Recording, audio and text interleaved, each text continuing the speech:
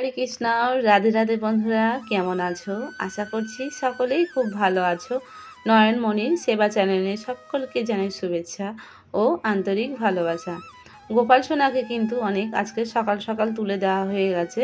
আর গোপাল সোনাদেরকে শয়ন থেকে তুলে মুখটুক মুছিয়ে আচমন করিয়ে তারপরে শুধু একটু তুলসী পত্র দিয়ে জল দিয়ে সকালে দেওয়া হয়েছে। আর এখনও কিন্তু আমি কোনো কিছু ভোগ লাগাইনি। আর গোপাল সোনার বাবা আজকের অনেক ফুল তুলে গেছে। সকালবেলা তিলক টিলক করে আচমন করে তারপরে ফুল টুল তুলে গোপাল সোনাকে শয়ন থেকে গোপাল সোনার বাবাই তুলে মুখটুক মুছিয়ে গেছে। আর আমিও তিলক টিলক করে নিয়ে তারপরে গোপাল সোনাদেরকে সেবাটা দিতে যাব। তো ভাবলাম যে গোপাল সোনাদেরকে একেবারে স্নান করিয়ে দিই, কারণ আজকে যেহেতু একাদশী, তো একাদশীর দিনে কিন্তু আমার গোপাল সোনার যে স্নানের টাইমটা অনেকটা মাঝে সাঝে অসুবিধা হয়ে যায়। কারণ ওই যে একাদশীর দিন থেকে প্রসাদ করতে হয়, মানে খাবার করতে গিয়ে তখন কিন্তু অনেকটা লেট হয়ে যায়। তো তখন আর শরীরটা যেহেতু উপোস করে থাকা হয়, তখন কিন্তু শরীরটা অনেকটা ক্লান্ত ভাব লাগে। তাই ভাবলাম যদি বা আমার গোপাল সোনাদেরকে এখন স্নান টানগুলো করিয়ে দিই, তাহলে দুপুরের যে কাজটা আমার অনেকটা কমে থাকবে। তাই জন্যে আমার গোপাল সোনাদেরকে সমস্ত কিছু ফুলে জল ছিটা দিলাম, গঙ্গা জল ছিটিয়ে তারপরে গোপাল সোনাদের স্নানের জল রেডি করছি। আর দুই সোনাকে আগে স্নান করাচ্ছি, নয়ন সোনা আর নীল সোনাকে, কারণ পুজো দুটোর আগে করিয়ে দেবো, তারপরে আমার মণি সোনাকে করাবো। মণি সোনাকে আলাদা করে করাই কেন, এই জায়গাটায় একটু শর্ট মতন হয়, অসুবিধা হয়। যে পাত্রটা দেখে তো তোমরা বুঝতে পারছো যে পাত্রটা কতটাই মানে অসুবিধা। একসঙ্গে বেশি জল ঢাললে তখন অনেকটা জল পড়ে যায়, তো অনেকটা অসুবিধা হয় স্নানের ক্ষেত্রে। তো ভাবছি যে এবারে আমার গোপাল সোনাদের জন্মাষ্টমীর আগে একটা ভালো দেখে স্নানের পাত্র কিনবো। খুব ইচ্ছা আছে, জানি না সেটা গোপাল সোনা কেমন মিলিয়ে দেবে, ইচ্ছা আছে।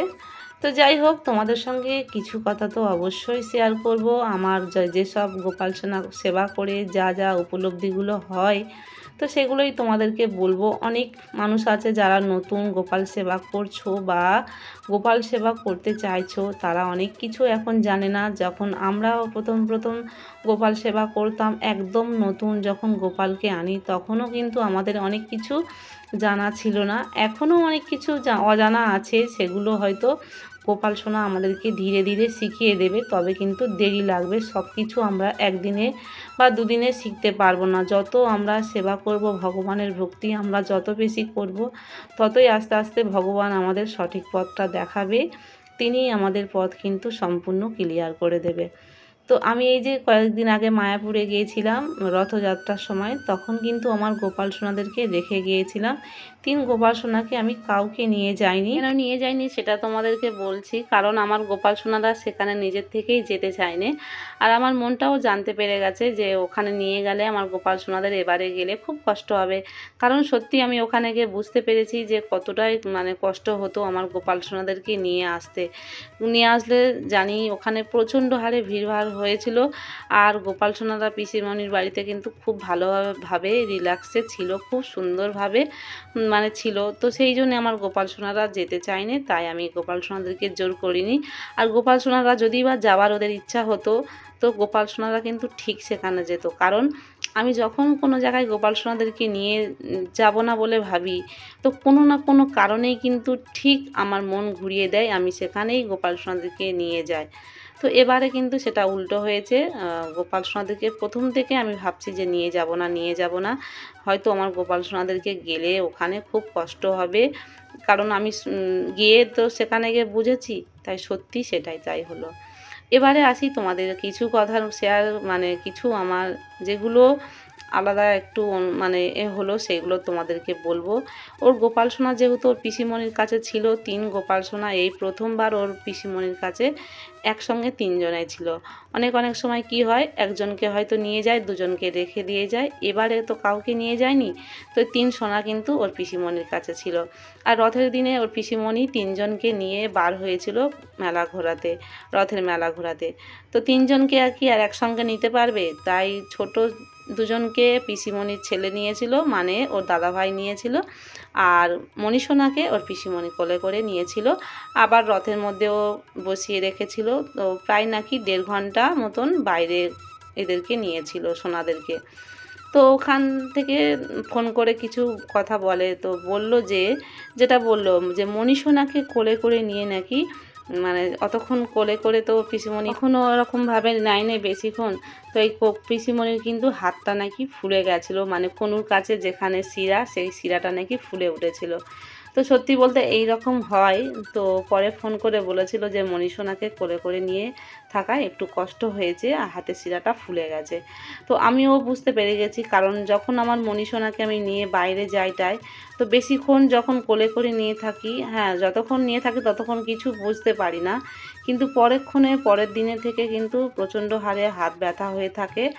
আর মানে ওই ব্যথাটা প্রায় অনেক দিন থাকে, অনেক কষ্ট হয়। তো ওর পিসিমণিও সেম বলেছে এরকম কষ্ট হয়েছে মণিসোনাকে একটু নিয়ে। তো দেখো আমার মণিসোনা কিন্তু খুব বেশি বড় সড়ো না, তো এর থেকেও কিন্তু অনেক গোপাল সোনা আছে, অনেক সুন্দর বড় বড়। সেগুলো দেখে কিন্তু প্রচণ্ড হারে ভালো লাগে, আর এত অপূর্ব দেখতে লাগে, খুবই সুন্দর লাগে। আর তাদের সাজগোজগুলো করালে তো আরও অপূর্ব, মানে দেখে মুগ্ধ হয়ে যায়।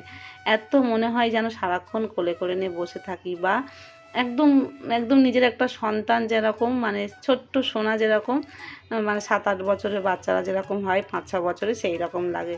কিন্তু কি বলো তো, ভালো লাগে সব ঠিক আছে, কিন্তু কি বলো তো, ভালো লাগে বলে যে সেইটাই করতে হবে তার কিন্তু কোনো মানে নেই। কারণ তুমি যদি ঠিকঠাকভাবে সেটাকে পারফেক্টভাবে খেয়াল রাখা, সব কিছু দিক থেকে যদি সব রকমভাবে খেয়ালটা রাখা সব কিছু করতে পারো, তবেই কিন্তু সেই বড় গোপাল নেওয়াটা উচিত। দেখো এই যে আমরা গোপাল সোনাদেরকে ভিড়ভাট্টার মধ্যে নিয়ে যাই, তখন কিন্তু ছোট গোপাল হলে অত অসুবিধা হয়নি, বড় গোপাল হলে কিন্তু প্রচণ্ড হারে অসুবিধা হবে। ট্রেনের মধ্যে যদি তুমি ভিড়ের মধ্যে ওঠো, তখন কিন্তু সেই ভিড়ের মধ্যে আমাদের লাড্ডু গোপালকে সেই ভিড়ভাট্টার মধ্যে নিয়ে যাওয়াটা প্রচণ্ড হারে যে নিয়ে যাবে তার কষ্ট হবে। এবং কি মানে পাশে থাকা অনেক অনেক মানুষ রয়েছে, তারা কিন্তু উল্টোপাল্টা বলবে। আর যদি বা গোপাল সোনাকে কখনো মানে গোপাল সোনার কারণে হয়তো কাউকে লেগেও যেতে পারে, বা গোপাল সোনারও লাগতে পারে, এই রকম হয়ে যায়। তো সেই জন্য বলছি, গোপাল সোনা বড় হোক আর ছোট হই সবই সমান, ভক্তির কাছে সব কিছু।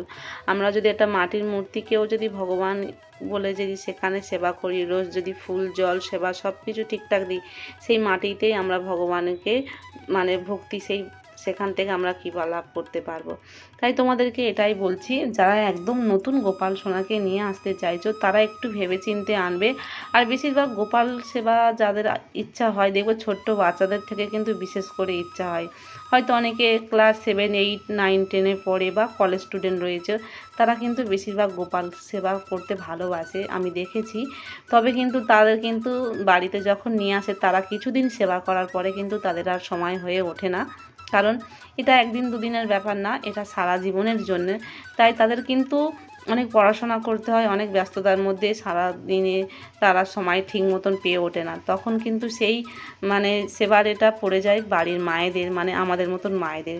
তো আমাদের মায়েদের কিন্তু অনেক অসুবিধা হয় বড় গোপাল হলে, কারণ বিশেষ করে এখনকার মায়েদের বেশিরভাগ মায়েরা যারা ডেলিভারি হয় তখন কিন্তু সিজারে হয়। তো খুব বেশি ভারী ভুরি হলে, যখন 25-30 কিলো ওজনের যখন কোনো কিছু রোজ দিন যখন নামা ওঠানো সমস্ত কিছু করতে যাবে, তখন কিন্তু অনেকটা কষ্ট হবে, সমস্যা হবে। তোমরা যা করবে নিজেরাই ভেবে চিনতে আগে, তবেই কিন্তু গোপাল সোনাকে নিও।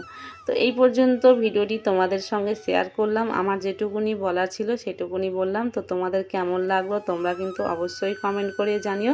আর কেউ কিন্তু খারাপ মানে ভেবো না। রাধে রাধে, হরি বল।